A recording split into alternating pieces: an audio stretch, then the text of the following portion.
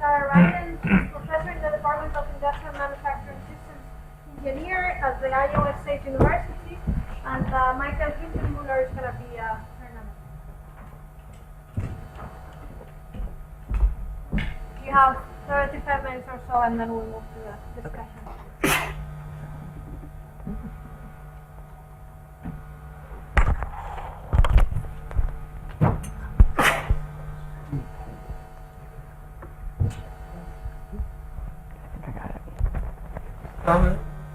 Okay, so if I can get my equipment working here. So the first thing I want to say is you could ignore the abstract. I'm giving a different talk from the one advertised. There are two advantages. One is that it's complete, and the other one is that it actually talks something about investment, which I think is more relevant for this meeting.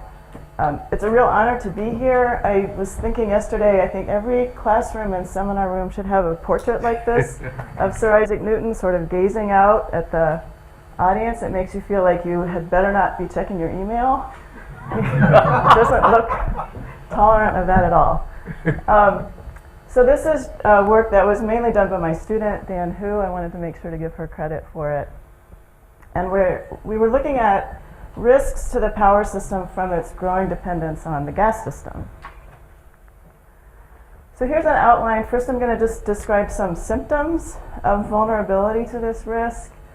We're trying to quantify the risk in economic terms that might motivate investment.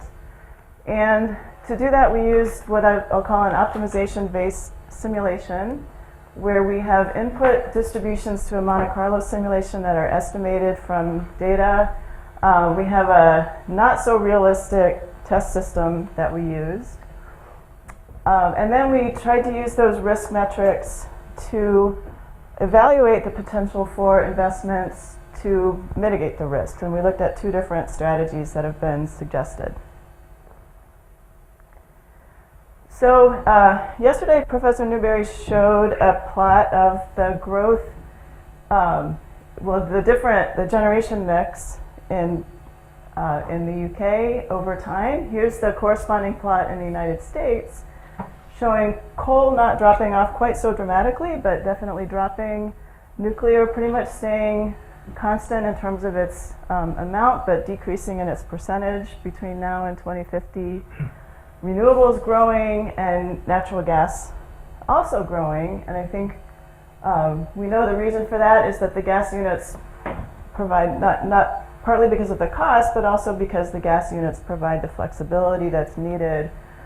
Because you can see on the right that the growth in renewables is mainly projected to be solar and wind. So these intermittent resources. There's kind of an asymmetric dependence between the gas system and the electric system. So in terms of percentages, gas accounts for roughly 34% of electricity generation currently. It's projected to grow somewhat. Electric power, on the other hand, accounts for about 35% of all the gas used in the United States. So while the percentages match up approximately, the reason why I'm calling it asymmetric is because obviously the gas is an input for the electric system.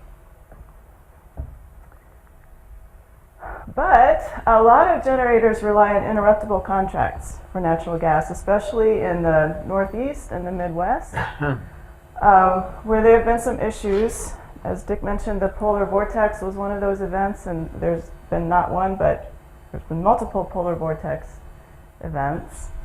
So this is kind of the motivation for our project. And the motivation has only gotten stronger. It was a pretty rough winter.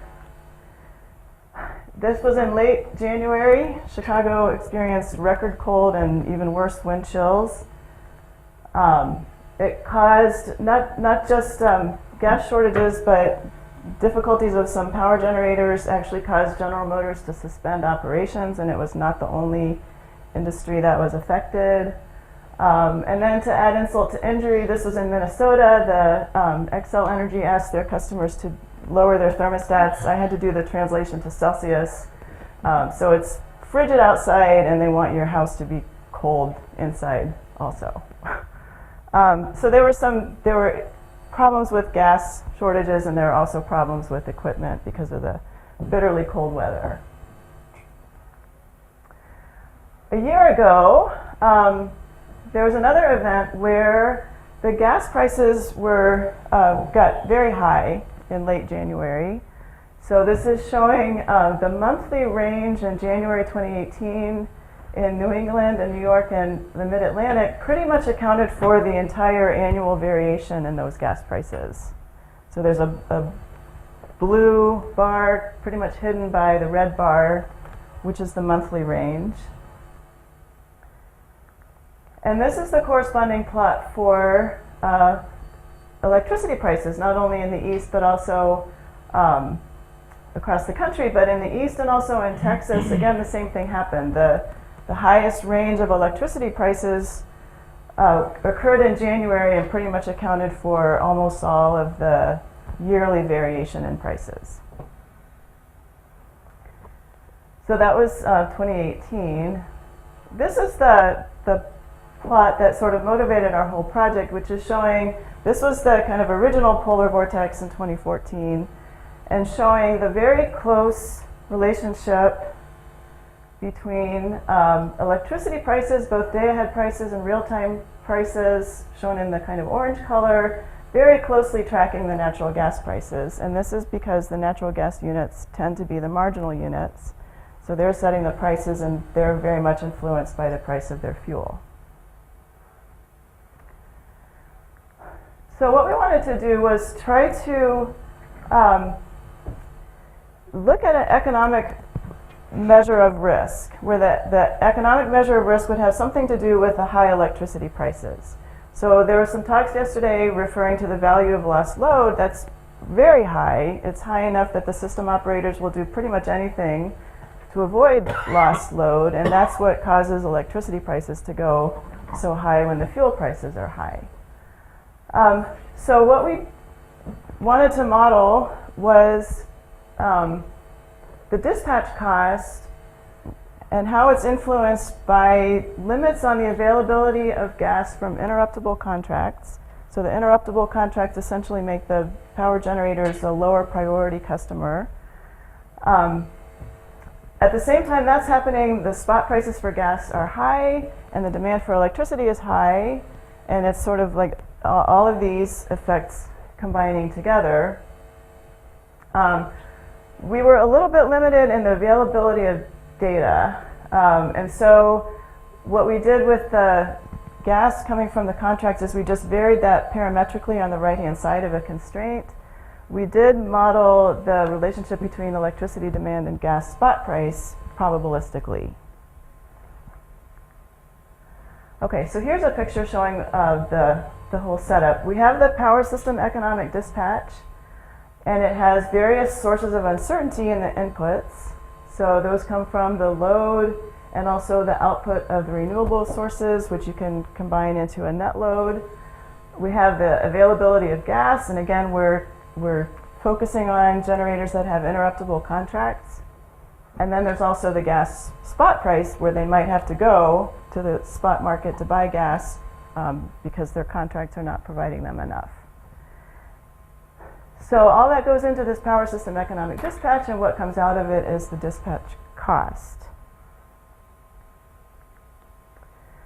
So that dispatch in the middle, we just modeled as a linear program. I don't think I have any equations. I'm just describing the linear program in words. So the objective function is the dispatch cost, and we modeled it over a day, which includes gas costs both from the contracts and also from the spot market, the production costs of the non-gas thermal generators. There's a cost for taking gas out of storage, so we have a storage facility modeled, and then there are penalties, but basically the value of lost load, and also penalties for not having enough gas for the non-electric users. The usual constraints are included in this power system dispatch. So before we run the dispatch, we solved a unit commitment problem on the day ahead.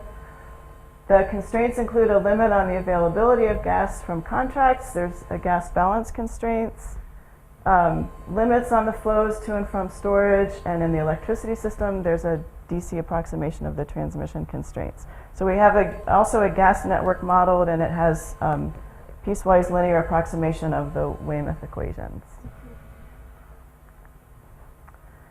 Okay, so this picture is kind of showing the whole scheme. We have these two uncertain inputs, the net load and the gas spot price. Those are parameters in the economic dispatch model. And by solving that for a lot of sample points from the joint distribution of electricity load and gas spot price, we generate a distribution of the dispatch cost over a day.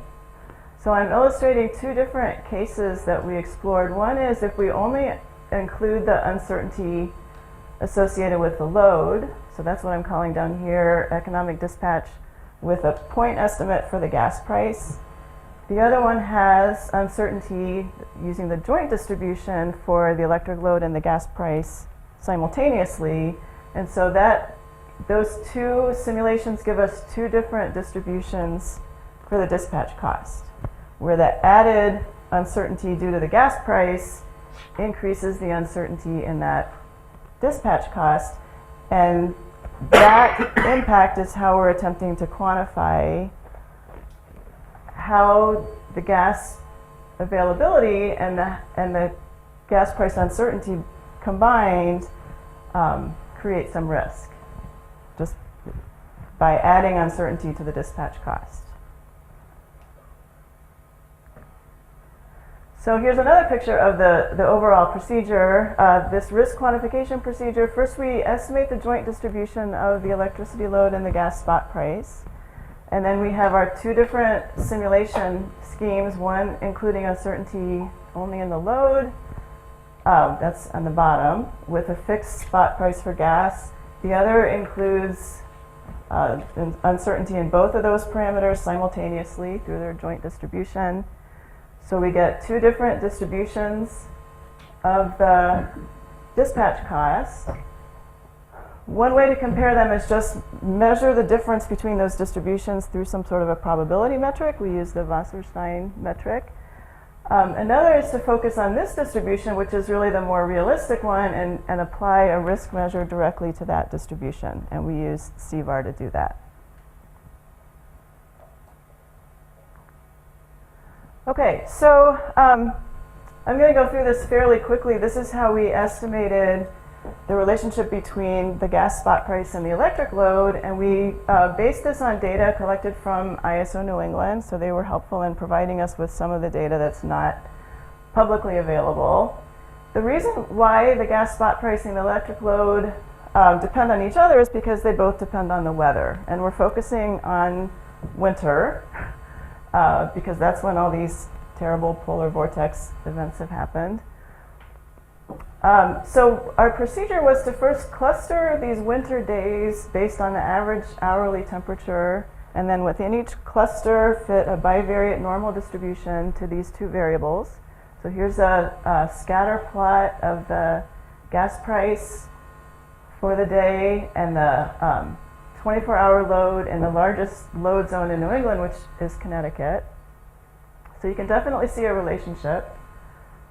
And then just estimated the parameters within each cluster of days for that bivariate normal distribution. Not directly, we transform the data first and then fit the normal distribution. Okay, so here is another scatter. It's actually two scatter plots showing in blue the gas price related to the average daily temperature, and then in red the load for each day plotted against the temperature. We just use k-means clustering and use this distortion measure to decide how many clusters. It looked like 4 of them would pretty much account for a lot of the distortion, and so that divides the days into what I'll call the coldest days, the bitterly cold days, and then just the cold days, and then we have sort of more moderate days in the winter. Okay, so focusing on those cold days, the coldest days and the cold days, here are the subplots, the scatter plots of the gas versus the load, and then down on the bottom, both of those two variables plotted against the temperature.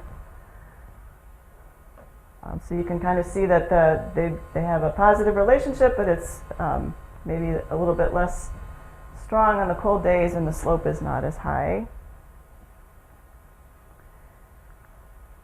And then this is, we took a log transformation of both of the variables and fit a bivariate normal distribution. So this is just showing that that bivariate normal is a reasonably good fit. At least we didn't find any other joint distribution that was better. Okay, and then Dan took 1 million samples from these bivariate normal distributions, and this is just the plot of what those empirical distributions look like. Okay, so here's the part where I feel a little bit apologetic about using a completely synthetic test system for these numerical tests. So this is the IEEE 24-bus system combined with a modified version of the Belgian 20-node gas system. So we wanted a gas pipeline network combined with an electricity grid. My best excuse, I guess, is that we're not the first researchers that have done this, use this combined system, but that's definitely a place for improvement. So we have this gas system and this IEEE system. They're linked together by the gas-fired generators. Again, we had the load and weather data from ISO New England, and we scaled that to match the total and allocated it to the buses as in the IEEE test system. We got the Algonquin City Gate is the city gate that serves New England. Again, this kind of very much synthetic test system. We made the demand for gas by the non-electric users be the same as in the Belgian system. And then we did a sort of pre-processing step, did a sort of a day-ahead combined unit commitment and gas scheduling step so that we were ready for the economic dispatch in our simulation. So we took one of those empirical distributions and we just sampled from that distribution, ran this economic dispatch model for each one of those sample points, and generated the distributions of the dispatch costs while varying the right-hand side of the amount of gas available from contracts.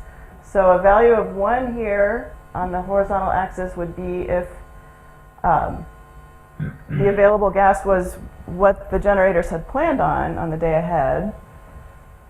A value of less than 1 would reflect a constraint coming in, maybe because of cold weather, maybe because other consumers needed more gas, and we have these interruptible contracts that put us sort of a low person on the totem pole. And then there's a blue distribution showing the mean and the error bars, which is the cost distribution if we don't have uncertainty in the gas price, if we just use the point estimate. And then the orange bars are wider because that shows if we combine the uncertainty in the load with the uncertainty in the gas price, that's the added variability in the dispatch cost distribution. So this is total cost, which includes basically value of lost load and penalties on the energy balance imbalance. This is net cost, which does not include those penalties. So you can kind of see how much of the variation in the dispatch cost is due to those having those penalties in the objective function. Okay, so this is for the coldest days, the bitterly cold days. This is the same, similar results, but a little bit different for the cold days. And the thing to see over here is that it really doesn't matter much if you include uncertainty in the gas price or not. So the risk is really, as we've experienced on the very cold days, that uncertainty in the gas spot price adds a lot of variability to the dispatch cost distribution.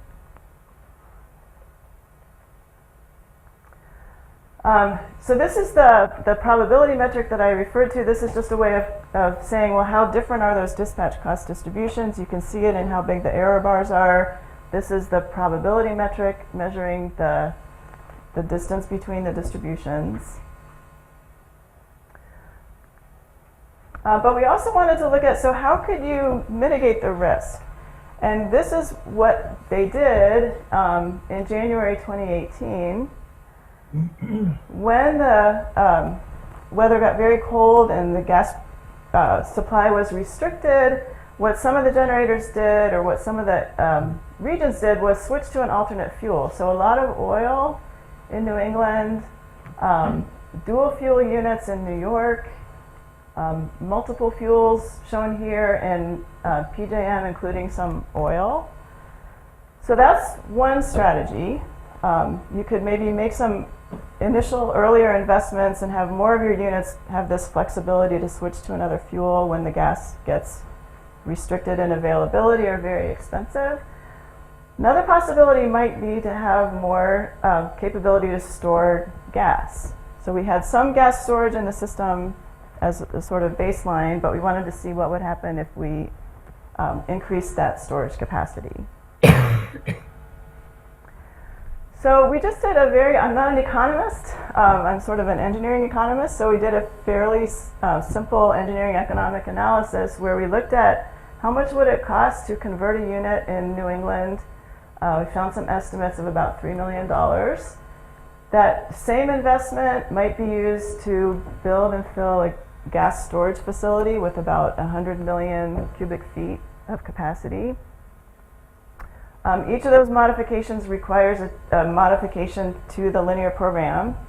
In this case, to include fuel switching and the optimization. So if the gas gets too expensive, you can switch to the alternate fuel. This just was changing some parameters of the gas storage facility. And this is the result. So here are actually 3 segments of days: the coldest days, cold days, and then some moderate days.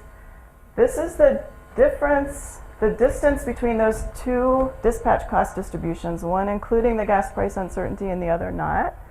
The black bars are sort of the business as usual. The blue bars are if you add the dual fuel capability, the 2 probability distributions get closer together. The red bars are what happens if you add storage.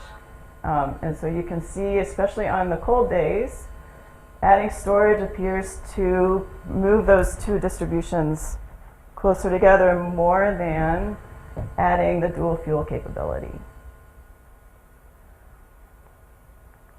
Okay. Then our other risk measure is just applying CVAR, or this tail conditional expectation, to those 2 distributions, and looking at the comparison between those risk measures for the 2 distributions. And here are the results for that. Again, on these 3 segments of days, the color scheme is the same. The dual fuel reduces the CVAR of the dispatch cost distribution sum from business as usual, but adding gas storage reduces it more. So that leads to the conclusions that what we really wanted to do was figure out a way to quantify the economic risk. This was a project that was funded by PSERC and really aimed at the system operators. And so even though we didn't have all the data that we needed, we felt that they should have the data that they would need to carry out this type of a procedure.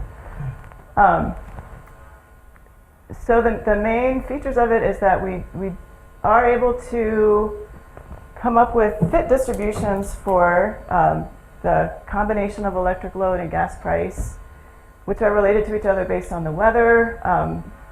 We have this Monte Carlo simulation scheme to then generate the dispatch cost distributions based on those input distributions. And then a couple of ideas of risk metrics that would show what the impact of the gas price uncertainty is on the dispatch cost distributions. So the numerical study, again, it's a very artificial test case, but it's meant really to illustrate this procedure and to suggest some ways that you could quantify that risk and then study the effect of different risk mitigation investments. So the results when I say that gas storage mitigates risk more than dual fuel conversion, you have to take that with not a grain of salt, but maybe a large block of salt, because again, our test system is not as realistic as what we might want. Future work, what we'd like to do is, I think I went kind of fast over that, but the gas price data that we had and the electric load data were both daily. Obviously, the hourly variation is a lot more significant than the daily variation, and so if we had more and better data, we could get better joint distributions. We would also want to somehow figure out how to represent the amount of gas available probabilistically rather than just varying the right-hand side of a constraint systematically. If we could get away from the sort of toy test systems and have more realistic test systems, that would obviously provide more reliable conclusions.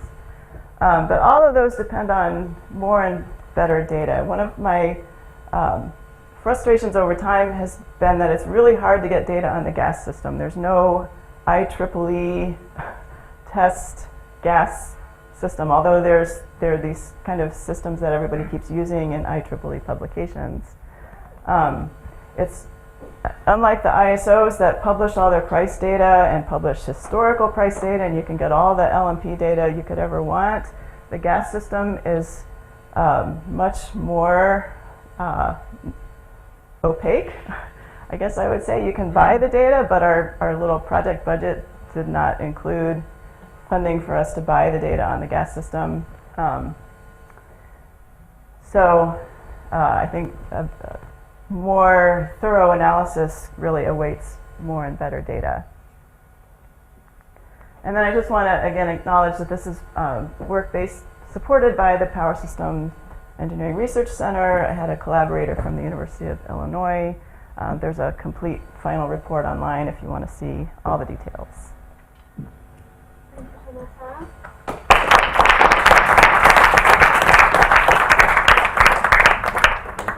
Michael? I'm here. Okay. So, yes, I'm not sure whether I like the word nemesis. I mean, I had an idea from the Greek mythology, but then I looked it up again and it seems more evil than good. So I would rather be the companion from a scientific point of view. Who enjoyed reading the paper and also listening to this presentation. So I think what we've seen is that this transition period from now until then, which might be all renewables, is still full of gas because that's supposed to be kind of precision technology. I was a little bit puzzled by numbers. In Europe, sometimes we see that by 2050, they would like to get, some countries would like to get rid of full fossils completely, whereas here we've seen a projection that by 2050 there's still quite some percentage, even growth of gas going into electric power in the United States. Of course, I realize that policies may shift over time, and this might happen here as well. In general, I think I might have 2 points. I mean, one point what I did like, but I think it was a bit short, is that you incorporated the network physics, because that's a question which I'm interested in, to what extent the network physics are important here. You had the Riemann equation, a piece was a linear approximation. Of course, I would assume with time instances get shorter and shorter, you may consider more continuum type models. And then the question would be, what's the significance of the model error versus the uncertainty which comes through data into the framework here. And then, of course, if you operate the system, you might also, having a faithful model of the underlying physics, use the system as a storage capacity in its own right. So I don't know whether this is part of the consideration here, that you somehow try to have the system, so the pipeline system, as a storage capacity, trying to mitigate some of the uncertain and unfortunate events due to weather. So you mean which system, the gas system? The gas part. Yeah, it self-storage somehow. And you found out that storage is a good way of mitigating some of the effects. And so now I wonder whether you can have a clever operation of the system in order to do at least a little bit in this direction. I don't believe that you can completely ignore storage as a whole, but you can use the pipeline system as an additional kind of storage capacity. Right, I think those are really good points. The Weymouth equations that we use are steady state equations. Yeah. They do not incorporate line pack, which I think is one word for that storage capacity within the system itself. One thing that Dan is working on now, so another thing that I didn't have time to talk about is that we used a piecewise linear approximation and did quite a bit of experimentation with how many segments you really need to get a good approximation. But recently there have been some more accurate equations where you can't solve a linear program anymore, but it's, I believe, a second order cone problem instead, and so that's another Yeah, I mean, strictly extension. speaking, you may say the gas flow follows Euler's equations, and then we have pipes which are long, so we talk about a 1D model of Euler's equations, and then there's a question of regimes. Some are reduced to fully nonlinear PD systems to something which gets more computable in a sense. Right. And of course, people do use Riemann because if the system is large, at some point in time, I think you cannot possibly use all over PD systems. So you might also couple different types of models at some point in time. Right. But this might be useful if you really would like to have a short period accurate prediction of gas flow in the system. Right. Yeah, I think that's a very good point. And so maybe there's more questions in the audience? So one of the things that I'm interested in is this gas storage question, and do you have any way of working out the period of time for which that would be sufficient, or you have multiple cold days, one after the other? Is that part of your modeling? That's not part of the modeling so far, but that's a really good, so we limited ourselves to 1 day at a time. But I think, yeah, and in fact, this most recent cold weather event, I think it was short enough that some of those really bad things didn't happen. So I think extending over multiple days is important also. So your decisions about whether to have storage or other actions is a kind of first stage decision, which you then simulate to look at the risks, right? Well, we didn't actually, so we had the storage, we didn't actually include that as a decision, we just sort of put it someplace. Yeah, I was kind of wondering whether that would be another step you could take to make an optimization model where you find the best combination of storage and other actions as a first stage decision, and then have a risk measure on the second stage, which will allow you to do it in one kind of shot, I guess. Yeah. To solve it. Yeah, that would be a good idea also. So the questions that I'm prompted to ask are, first of all, given a better appreciation of the risk of very cold days, would the generators have changed the share of interruptible and non-interruptible contracts? That has some cost. Mm-hmm. The other question is, given the price signals, the scarcity price signals, would they make the right decision on gas storage or backup fuel? And the final comment, we discovered in Britain that if you have a run of cold days, the number of oil tankers that you have to deliver to the power station is unimaginably large compared to the available stock of such vehicles. Mm-hmm. So there's a constraint actually on delivering the oil to the power station. Yes, I think so. So the estimate that we had for the dual fuel conversion included the cost of a tank. So it didn't really include, I guess, the cost of refilling that tank or in real time delivering the oil. I think the idea is that having more fossil fuels in this, the oil and even coal, is that at least our current administration thinks that, or at least they're trying to argue, and I'm sure Dick knows a lot more about this, that you can store those fuels more easily, and so they're available in the cold weather. So we did not include those considerations of having to refill the storage tank or not having enough available. As far as investment in the interruptible contracts, I actually found this chart when we were almost finished with this project, and I was sort of surprised by how many of the generators actually do have firm contracts. And I'm not sure how that has changed over time in the United States, but there's still this significant portion that do not, or at least have at least partially interruptible contracts. So I don't know enough about the contractual arrangements to know how you would evaluate that investment. The other half of this project was working on sort of an innovative contract possibility where maybe the generators would invest in firm transportation and then have some industry partner where they could sell the excess gas to this industry partner in case they didn't need all of it. So I think different kinds of contracts are an interesting area for investigation. I have a quick question. Mm-hmm. Was there anything observed on the demand side post this kind of event? I mean, are people thinking more about insulation and maybe their power walls, etc.? I mean, I would be quite scared of having the cold and, you know, at the same time having to turn the thermostat down. Right. Yeah. I don't know. That's a good question. That's a good point. Are there more questions? Sure.